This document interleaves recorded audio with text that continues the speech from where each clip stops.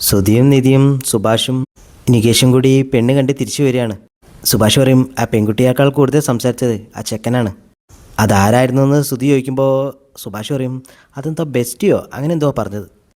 എന്താടാ അങ്ങനെ പറഞ്ഞാൽ? സുധി പറയും ബോയ് ഫ്രണ്ടിൻ്റെയും ഫ്രണ്ടിൻ്റെയും ഇടയിലുള്ള ഒരാളാ. സുഭാഷ് ഏട്ടൻ അത്ര അറിഞ്ഞാൽ മതി. സുഭാഷ് ഏട്ടൻ ഒരു പാവമാണെന്നൊക്കെ സുധി ഇങ്ങനെ പറയും. നിധി അവളുടെ ഇൻസ്റ്റാഗ്രാമിൻ്റെ അക്കൗണ്ട് നികേഷിനെ ഷെയർ ചെയ്ത് കൊടുക്കുകയാണ്. നികേഷ് ജസ്റ്റ് ഒന്ന് നോക്കിയിട്ട് സുധിയോട് പറയും ചേട്ടാ ഇതൊന്ന് നോക്കിക്കേ. സുധി അത് നോക്കും. സുധി സുഭാഷിനോട് ചോദിക്കും ചേട്ടനെ പെൺകുട്ടിയെ ഇഷ്ടമായോ? സുഭാഷ് പറയും ഞാൻ ഏതെങ്കിലും പെണ്ണ് കാണാൻ പോയിട്ട് ഞാൻ പെൺകുട്ടിയെ ഇഷ്ടമായില്ല എന്ന് പറഞ്ഞിട്ടുണ്ടോ? അങ്ങനെ പറയുന്നത് തെറ്റാണെന്നാണ് ഞാൻ വിചാരിക്കുന്നത്. പക്ഷേ ഈ പെൺകുട്ടിയെ എനിക്ക് ഉൾക്കൊള്ളാൻ പറ്റുന്നില്ല. ഇത് കേൾക്കുമ്പോൾ നികേഷ് പറയും ഹാവ് ആശ്വാസമായി. നിധി പറയും ഇല്ലെങ്കിൽ വേണ്ട, എല്ലാവർക്കും ഒരു സമാധാനമാവും. വീട്ടിലെത്തി സുഭാഷിനെ സഹായിച്ചുകൊണ്ടിരിക്കുകയാണ് നിധി. പുക കൊണ്ട് നിധി ചുമയ്ക്കുമ്പോൾ സുഭാഷ് പറയും മോളെ അത്ര മതി, മോള് പോയിക്കോ. നിധി സാരമില്ല ഞാൻ ചെയ്തോളാന്നൊക്കെ പറയും. സുഭാഷ് പറയും ആ തേങ്ങ അത്രയും മതി. നിധി അകത്തേക്ക് ചെല്ലുമ്പോൾ സുധിയും ഹരീഷും കൂടെ എന്തോ തമാശ പറഞ്ഞ് ചിരിച്ചുകൊണ്ടിരിക്കുകയാണ്. നിധി ചോദിക്കും എന്താ ഇത്ര വലിയ തമാശ?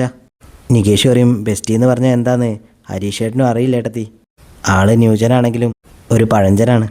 അതിന് നമ്മളെ സുധീഷേട്ടൻ എല്ലാ ഉടായ്പും അറിയാം. ഇത് കേൾക്കുമ്പോൾ സുധി അറിയും നികേഷേ എടാ.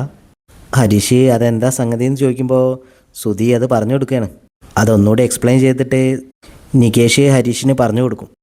സുധിയും നിധിയൊക്കെ ഒരാശ്ചര്യത്തോടെ ഇത് കേട്ടിങ്ങനെ നിൽക്കുകയാണ്. ആ സമയത്ത് സുനന്ദ അങ്ങോട്ട് വരികയാണ്. ഹരീഷ് സുനന്ദയോട് വയ്ക്കും നീ എന്തിനാ ഇങ്ങോട്ട് വന്നത്? സുധിയും അതുപോലെ ചൂടാൻ തുടങ്ങുമ്പോഴേക്കും നിധി പറയും നിങ്ങൾ രണ്ടുപേരും പോ, അവളോട് ഞാൻ സംസാരിച്ചോളാം. സുഭാഷ് സുനന്ദയോട് പറയും നീ എന്തിനാ ഇങ്ങോട്ട് വന്നത്? നീ കാരണം എന്തൊക്കെ പ്രശ്നമുണ്ടായി? ഒന്നറിയാത്ത എൻ്റെ അനിയന്മാർ വരെ സ്റ്റേഷനിൽ കയറേണ്ടി വന്നു. സുഭാഷ് പറഞ്ഞുകൊണ്ടിരിക്കുന്ന സമയത്ത് അച്ഛനും കൂടെ അങ്ങോട്ട് വരും. അച്ഛൻ സുനന്ദയെ വഴക്ക് പറയാൻ തുടങ്ങുമ്പോൾ നിധി പറയും അച്ഛ വേണ്ട. അച്ഛൻ പറയും മോളൊന്നും മിണ്ടാതിരിക്കും, മോൾക്ക് അറിയാഞ്ഞിട്ടാ. അതും പറഞ്ഞ് അച്ഛൻ സുനന്ദയെ ഒരുപാട് വഴക്ക് പറയുകയാണ്. സുനന്ദ കരഞ്ഞുകൊണ്ട് അവിടുന്ന് പോവും. സുഭാഷിനാണെങ്കിൽ മറുത്തൊന്നും പറയാൻ പറ്റുന്നില്ല. നിധിയും സുധിയും കൂടെ പുറത്തു പോയിട്ട് ഇതിനെപ്പറ്റി സംസാരിക്കുകയാണ്. സുധി പറയും അങ്ങനെ ഒരു കുട്ടിയല്ല സുനന്ദ. സുനന്ദയ്ക്ക് സ്വന്തമായിട്ട് തീരുമാനം എടുക്കാനൊന്നും ധൈര്യമില്ല. നമ്മൾ അതിനെപ്പറ്റി സംസാരിച്ചിട്ട് ഒരു കാര്യമില്ല. നിധി അപ്പോഴും പറയാ നമുക്ക് അവരുടെ വിവാഹം വേണമെങ്കിൽ നടത്താമെന്നൊക്കെ. സുധി പറയും അതത്ര സിമ്പിളൊന്നുമല്ല.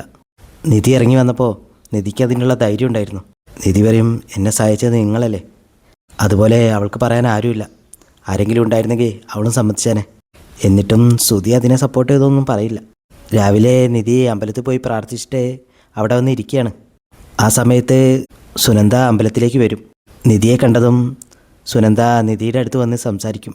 സുനന്ദ പറയും ഞാൻ ഇന്നലെ അവിടെ നിന്ന് വരുമ്പോൾ ഇനി അങ്ങോട്ട് വരണ്ടെന്നൊക്കെ തീരുമാനിച്ചതാ. പക്ഷേ രാവിലെ ആയപ്പോഴത്തേക്കും എൻ്റെ മനസ്സ് മാറി. എനിക്ക് സുഭാഷേട്ടനില്ലാതെ പറ്റില്ല. പക്ഷേ എനിക്ക് നിധിയെപ്പോലെ ധൈര്യവുമില്ല. നിധി പറയും നീ എങ്ങനെ ജീവിക്കണമെന്ന് തീരുമാനിക്കേണ്ടത് നീയാണ്. അതിനുവേണ്ടി നീ റിസ്ക് എടുക്കണം. എന്താ നിൻ്റെ തീരുമാനം എന്നൊക്കെ ചോദിക്കുമ്പോൾ നിധി പറയും എനിക്ക് സുഭാഷേട്ടൻ്റെ കൂടെ ജീവിക്കണം. അത് കേൾക്കുമ്പോൾ നിധിക്ക് സന്തോഷമാവും.